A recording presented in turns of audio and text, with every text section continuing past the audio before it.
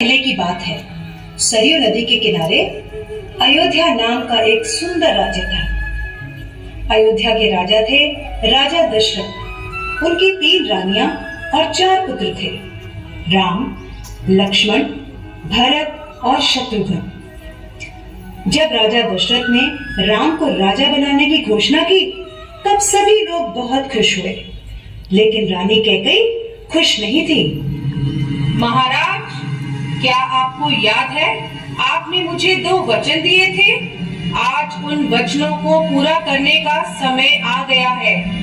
मेरा पुत्र भरत राजा बने और राम 14 वर्ष के वनवास को जाए।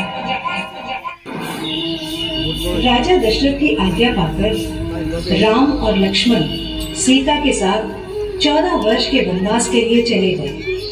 पंचवटी में सीता माता ने एक सुनहरे रंग के मृग को देखा। रंग सुनहरा मृग अति सुंदर, सीता मन को भाए, कोई जाए इस मृग को अति शीघ्र ले आए।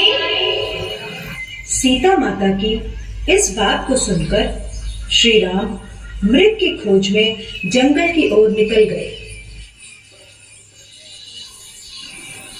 बहुत देर हो गई, प्रभु राम अभी तक लौटे नहीं। लक्ष्मण, लक्ष्मण, हे सीते, हे सीते। लक्ष्मण, लक्ष्मण देखो, प्रभु तुम्हें अपनी सहायता के लिए पुकार रहे हैं। हे माते, ये मुझे किसी मायावी शक्ति का कार्य लग रहा है। आप चिंतित ना हो, भैया जल्दी घर लौट आएंगे। नहीं लक्ष्मण, मेरी आज्ञा का पालन करो। जाओ, प्रभु को तुम्हारी सहायता की आवश्यकता है। ठीक है माते, किंतु आप इस लक्ष्मण रेखा को पार नहीं करना। रावण को ज्ञान था कि वो लक्ष्मण रेखा को पार नहीं कर पाएगा, इसलिए उसने साधु बनने का ढोंग रचा और सीता माता को उठाकर ले गया। भिक्षाम देहि, भिक्षाम देहि। हे मुनिवर, भिक्षा स्वीकार कीजिए। हे देवी, एक साधु का इतना आदर, घर के द्वार से ही भिक्षा देकर भेजना चाहती हो? जाओ, नहीं चाहिए तुम्हारी भिक्षा। नहीं नहीं मुनिवर, रुकिए, मैं आती हूँ।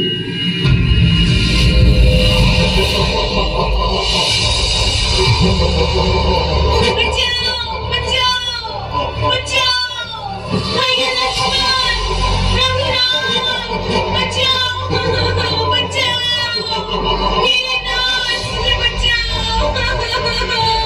ये धनी पापी रावण मुझे उठाकर ले जा रहा है, बचाओ।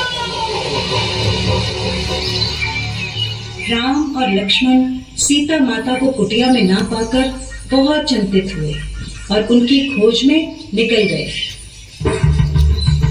श्री राम, लक्ष्मण और हनुमान ने लंका पर चढ़ाई कर दी और राम और रावण का युद्ध हुआ, जिसमें श्री राम विजयी हुए।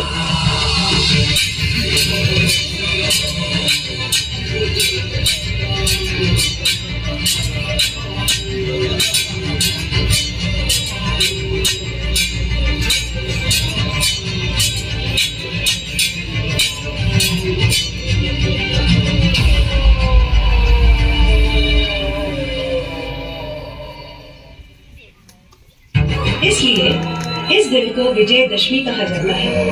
यह त्योहार बुराई पर अच्छाई की जीत का प्रतीक माना जाता है।